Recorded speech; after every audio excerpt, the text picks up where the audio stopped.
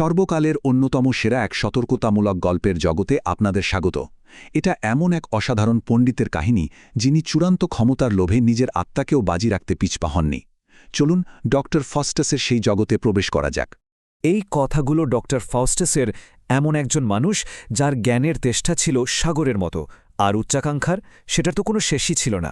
মানে শুধু জ্ঞান অর্জন করে থেমে থাকার পাত্র তিনি নন, তিনি চাইছিলেন এমন এক ক্ষমতা যা তাকে প্রায় ঈশ্বরের সমান করে তুলবে, হয়তো তারও উপরে। আমাদের কাহিনীর শুরুটা হচ্ছে ভিটেনবার্গের এক অত্যন্ত সম্মানিত পণ্ডিত ডক্টর ফস্টাসকে দিয়ে। তিনি তার সময়ে প্রায় সব জ্ঞানবিজ্ঞানের শাখায় এমন পাণ্ডিত্য অর্জন করেছেন যা ছিল রীতিমতো ঈর্ষণীয়। অ্যারিস্টটল থেকে গ্যালেন, জাস্টিনিয়ান থেকে শুরু করে ধর্মতত্ত্ব পর্যন্ত তিনি মানবিক জ্ঞানের একেবারে সর্বোচ্চ শিখরে পৌঁছে গিয়েছিলেন। কিন্তু তার কাছে এই সব কিছুই ছিল একটা সীমাবদ্ধতার কারাগার। তিনি এর চেয়েও অনেক অনেক বেশি কিছু চেয়েছিলেন।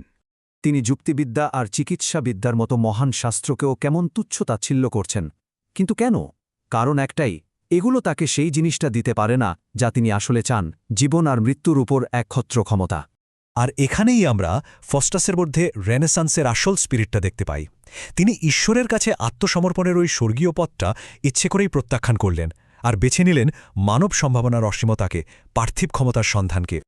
তো তিনি সব শাস্ত্রীয় জ্ঞানকে একপাশে সরিয়ে রেখে ঝুঁকে পড়লেন নিষিদ্ধ ডাকিনী বিদ্যার দিকে।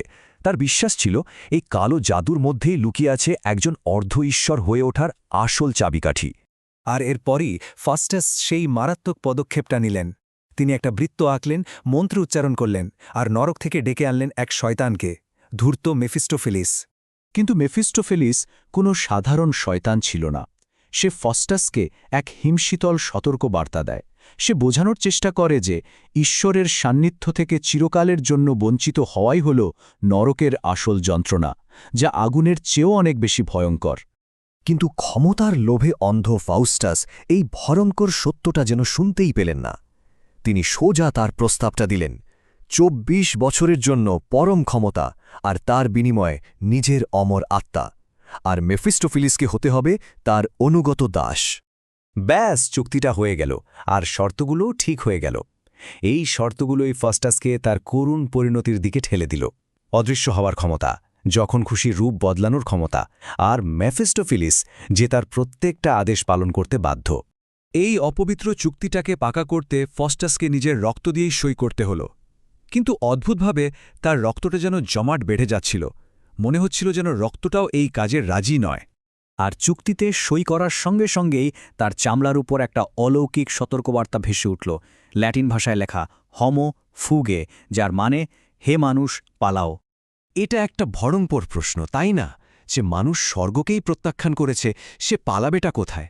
কিন্তু ক্ষমতার যে লোভনীয় প্রতিশ্রুতি, তার কাছে ফস্টাস এই অশুভ ভাবনাটাকেও মন থেকে সরিয়ে দিলেন। বেশ, এখন তো অকল্পনীয় ক্ষমতা তার হাতে। তো এই ২৪ বছর সময় দিয়ে ফস্টাস কি করলেন? তিনি কি পৃথিবীকে বদলে দিলেন, নাকি মহাবিশ্বের কোনো বড় রহস্য উন্মোচন করলেন? আর এখানেই গল্পের সবচেয়ে বড় ট্র্যাজেডিটা লুকিয়ে আছে। তার লক্ষ্য ছিল প্রায় ঈশ্বরের মতো ক্ষমতাধর হওয়া, আর সেই ক্ষমতা দিয়ে তিনি করলেন কি? করলেন কিছু সস্তা ছেলেমানুষী ম্যাজিক ট্রিক। এই যে বিশাল এক ফারাক তার স্বপ্নের আর বাস্তবের মধ্যে, এটাই তো করুন। পুরো ইউরোপে তার নাম ছড়িয়ে পড়ল ঠিকই, কিন্তু কোনো মহান কাজের জন্য নয়।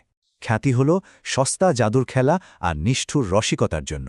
কখনো পোপের ভোজসভায় ঝামেলা করছেন, তো কখনো একজন নাইটকে সবার সামনে হাসির পাত্র বানাচ্ছেন। কিন্তু সময় তো আর থেমে থাকে না। দেখতে দেখতে ২৪টা বছর যখন প্রায় শেষের দিকে, তখন তার সিদ্ধান্তের ভয়ঙ্কর ভার ফস্টাসকে একেবারে পিষে ফেলতে শুরু করল। ঠিক শেষ মুহূর্তে একজন ধার্মিক বৃদ্ধ তার কাছে এলেন। তিনি ফস্টাসকে অনুতপ্ত হতে বললেন, তাকে শেষ সুযোগের কথাটা মনে করিয়ে দিলেন।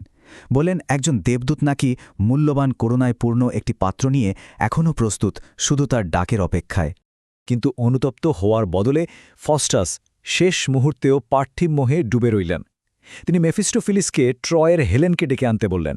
হেলেনের সৌন্দর্যের মধ্যে তিনি যেন সান্ত্বনা আর অমরত্বের এক মিথ্যা অনুভূতি খুঁজছিলেন। কিন্তু কোনো সৌন্দর্যই তো সময়কে আটকাতে পারে না। তার জীবনের শেষ রাতে, যখন ঘড়ির কাঁটা টিকচিক করে এগিয়ে চলেছে, ফস্টাস তার আতঙ্কিত বন্ধুদের কাছে তার সেই ভয়ঙ্কর চুক্তির কথা স্বীকার করলেন। যখন ঘড়িতে ১১টা বাজল, তার জীবনের শেষ ঘণ্টাটা শুরু হল। চারপাশের পৃথিবী যেন নিস্তব্ধ হয়ে গেল আর নরকের এক ভয়ঙ্কর দৃশ্য তার চোখের সামনে খুলে গেল। তিনি তখন মরিয়া হয়ে সময়কে থামানোর জন্য অনুনয়ে বিনয় করছেন, যাতে অনুতপ্ত হয়ে নিজের আত্মাকে বাঁচানোর জন্য আর সামান্য একটু মুহূর্ত পাওয়া যায়। কিন্তু সময় তো কারোর জন্যই থামে না। শেষ মুহূর্তে তিনি ঈশ্বরের কাছে পৌঁছানোর জন্য একটা চেষ্টা করেন বটে, কিন্তু পারেন না। মনে হয় যেন কোনো এক অদৃশ্য শক্তি তাকে নিচ থেকে টেনে ধরে আছে। আর সেই শক্তিটা আসলে কি? আর কিছুই না, তার নিজেরই জমানো এতদিনের অহংকার আর চূড়ান্ত হতাশা। ঘড়িতে মধ্যরাত বাজার সাথে সাথেই শয়তানেরা এসে তার আত্মাকে নরকে টেনে নিয়ে গেল। তার শেষ আর্তনাদটা ছিল সেই জ্ঞানের প্রতি এক মর্মান্তিক প্রত্যাখ্যান, যার জন্য সে একদিন নিজের আত্মাকে বিক্রি করে দিয়েছিল।